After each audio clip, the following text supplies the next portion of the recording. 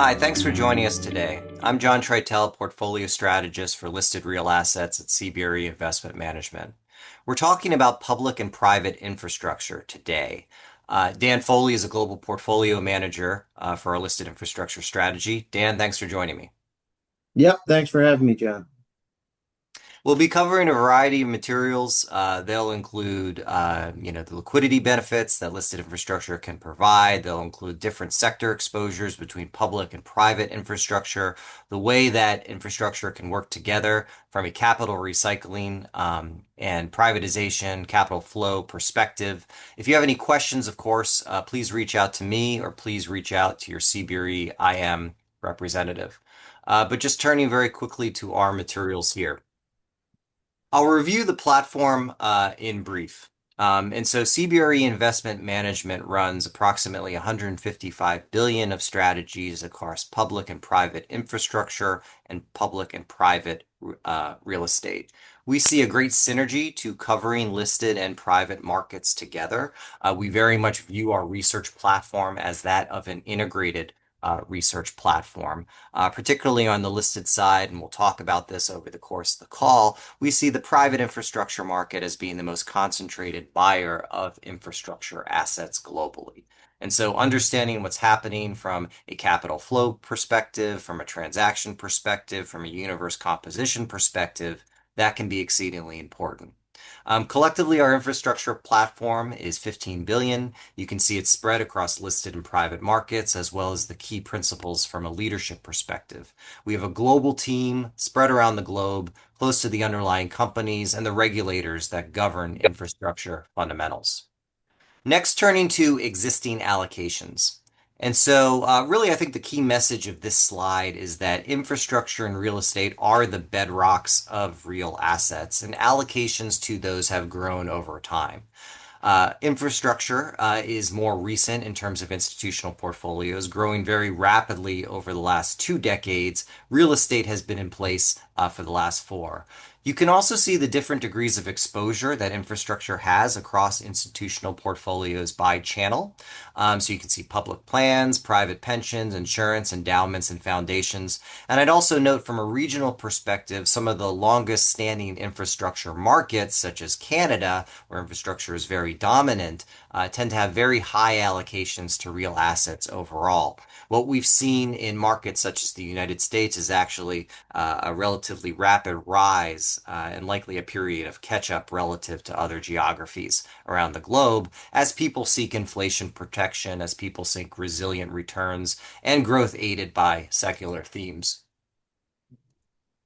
Next, a little bit on the universe. And so on the left-hand side, we have data from the EdHec Institute decomposing the estimated addressable market for private infrastructure deployments. You can see how it's situated from a sector perspective. I'd highlight in particular large exposures to renewable power, lesser exposures to, say, network utilities, as well as a collection of other exposures like social infrastructure or environmental services, which you would not find as often amongst listed infrastructure manager portfolios. So that's a little bit on the private side. But Dan, maybe I can bring you in now and we could speak to the listed markets. Yeah, thanks, John. I think some areas of commonality between the two different investment universes, right? One is just they're very diversified and global opportunity sets. So I think that's important to understand. And two, they largely capture the same segments of infrastructure, which are, utility-like infrastructure, transportation, midstream pipelines, and communications infrastructure. I think where the differences begin to set in is one, just scale. The listed market is significantly larger by more than a factor of two. In the listed markets, there's just more regulated exposure, large cap companies that have been around for many decades, in some cases even longer, that the private markets just don't have access to. So these are some of the world's largest utilities, class one rail companies, which are essentially all publicly traded. So there is no sort of private equivalent for these very large networks of freight rail assets. And it's just the obvious that there's daily liquidity in building a portfolio against this large liquid universe makes it a very attractive way to kind of construct a portfolio allocation to infrastructure. Great, thanks, Dan. And I'd echo the point on the breadth of the overall universe with 5 trillion of addressable market cap, the ability to deploy an infrastructure allocation at scale immediately, and obviously dynamically manage that over the course of time in an institutional portfolio. But Dan, I really liked what you were talking about in terms of the different exposures. You mentioned the benefits of large cap utilities.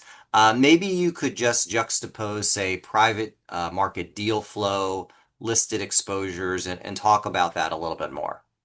Sure. I think when we think about infrastructure in a utility context, where we and most investors think about our regulated utilities, right? We pay, our electric bills and our water bills, et cetera. Those are largely a listed market exposure. Again, for reasons I mentioned, which is these are very large companies. They've been operating in the public markets for a very long time, but it's really hard for the private market to get into that now. One, because of the scale of it, makes it prohibitive and limited in terms of who can invest at that level. And two, because the regulatory oversight from the utility regulators make M&A difficult to drive a sustained long return that they might find attractive in their private infrastructure funds, because they may come with conditions that you can't recognize synergies that you might see in a typical traditional M&A environment. You might have rate freezes, and you might have to buy that regulated rate base at a 20 to 40% premium without that offsetting cost out benefit that you might see. Great. Yeah, thanks, Dan. I appreciate that. Um, could you spend a few moments expounding a little bit on the different return structures between, say, contracted and regulated? Because I think that's helpful when thinking about, the differences between public and private infrastructure, particularly from a utility perspective. Yeah, and so that's great. So where the private market has been active, as noted here, is more on the renewable side and contracted power and battery storage, which are interesting areas of investment. And again, you see that reflected as an opportunity in the listed markets. And the business model there is you're looking generally to go develop, find a counterparty, sign up for a purchase power agreement, and that's a kind of a 15-year contract, may have renewals, and that's where you get your infrastructure like cash flow stream, but it's still a pretty competitive marketplace for securing those PPAs. That's in pretty stark contrast with a fully regulated model where you're the incumbent owner of these large utility assets that are already in place and have been in place for a very long time and need constant reinvestment. Now, that constant reinvestment may sound like a bad thing, but in utility world, it's actually a very good thing, because reinvestment is rewarded with a return on equity granted by the regulators, who want that investment to ensure safety, to harden the grid, to upgrade the infrastructure, for the areas in which that infrastructure sits. And so, that actually is the driver of growth, and that reinvestment opportunity really goes to the incumbent owner of the regulated asset. And so that provides very long term visibility. And that is the low growth kind of risk that investors really want when they're thinking about infrastructure. Great. Yeah, thanks, Dan. I appreciate that. The understanding the differences, I think, is very important, but also I think it really speaks to how both public and private exposures can be complementary to each other. In terms of bringing that out a little bit further, here we offer blending analyses between public and private historical series over the course of time. This is something we're often asked to provide by investors. In terms of key takeaways, the things that I would share is that whether you start with 100% listed infrastructure allocation or 100% private infrastructure allocation, the blending together of the two over time has the potential to enhance risk-adjusted returns. We've already touched on additional benefits beyond that, liquidity, very complementary sector exposures, but just from a risk-adjusted return potential, you can see those effects there. From a blended portfolio basis, the characteristics are relatively strong. So very good returns on an absolute basis over the long term.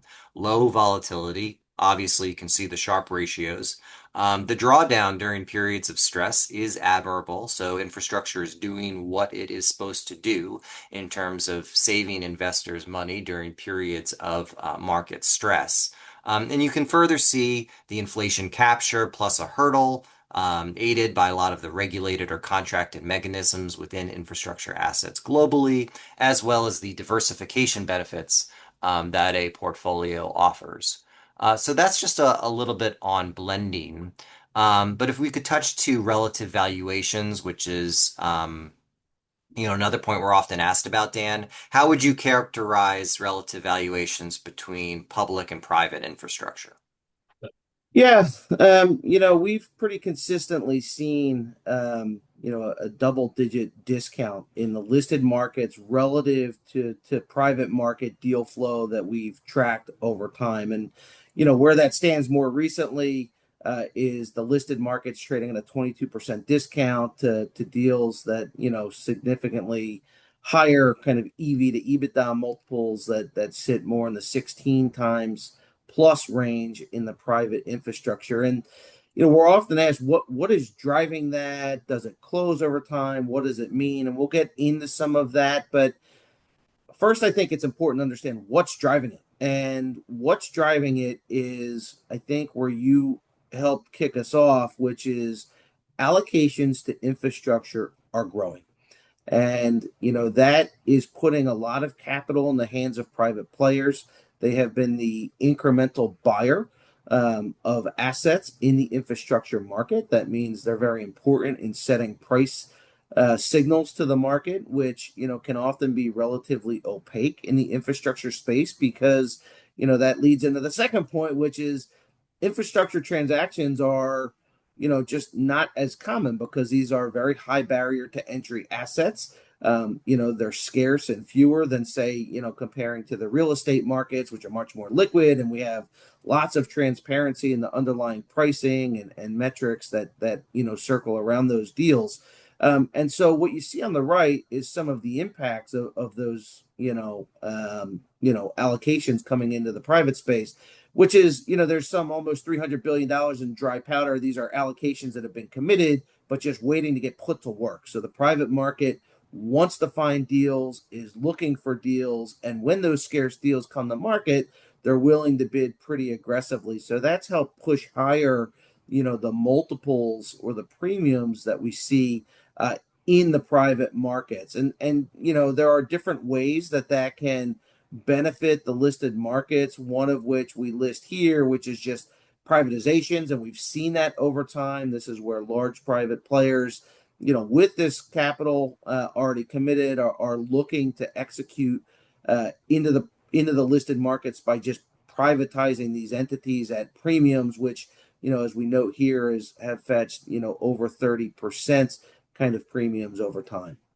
Yeah, great. Thank you, Dan. Now, one thing I would emphasize is that the data that we're looking at for this analysis is very much focused on large cap infrastructure exposures for large cap deals. And historically, when we looked at more middle market private deals, the premiums paid to listed entities would be lower, as an example. So particularly for those large cap regulated exposures, these are the types of premiums that we see. And at this point in time, if you will look at this on a time series basis, those deltas are relatively the highest they've ever been.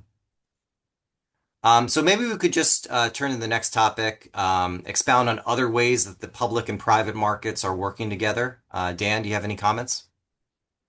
Yeah, so I think as we look at this slide, look, we talked about the trends on the leftmost box here, which is, the capital raising is very supportive of this dynamic continuing into the future. And then it's what does it mean for listed infrastructure investors? And we touched on the right, which is full scale privatization. And we've seen this in different segments of the infrastructure universe. Private players were one of the earliest to come in and privatize a number of data center players, but they've also been, continuing to look at transportation assets, which are very hard to find. They're very hard to build, and so acquiring is typically one of the easiest ways to get in, but even that is hard to find. Um, I think the middle section of this slide is what we haven't gotten into, and ironically, this is probably what is most important in terms of the day-to-day benefit for the majority of listed infrastructure companies. So the first is the price differential and a pretty consistent private market bid creates this incredibly good opportunity for listed companies to recycle capital into higher growth areas of their business. So, as we noted earlier, utilities are constantly looking to reinvest. And if they can sell off some of their assets as an alternative means of financing that growth, that can be very accretive to their business model over time. And indeed, we've seen this across a number of areas. We have an example on the slide here of Sempra Energy, which is a publicly traded utility company, but that also had a liquefied natural gas business as part of its Sempra Infrastructure Partners. And it sold, a significant stake in that business. This was announced sometime last year, looking to close sometime shortly, where they sold the KKR at a multiple that was approaching 14 times, which, for Sempra gives them the ability to then reinvest that in a large and growing backlog of regulated utility capital that will drive growth, into the 2030s. And, that transaction at that kind of multiple is pretty significant because we have a pure play publicly traded LNG company in the name of Cheniere, that wasn't even trading at a double digit EV to EBITDA multiple. So a significant premium, that the private market was willing to come in and pay. So that's one way, and we see this in lots of different areas. The second big area is just an extension of how listed companies are able to drive growth. And so the private market, again, looking to this large listed market, is often willing to co-invest alongside these leading listed companies and serve as a JV partner, which becomes a great area for listed companies to deploy capital, utilize that private market bid for assets, and co-invest into new platforms or existing platforms to extend their growth runway.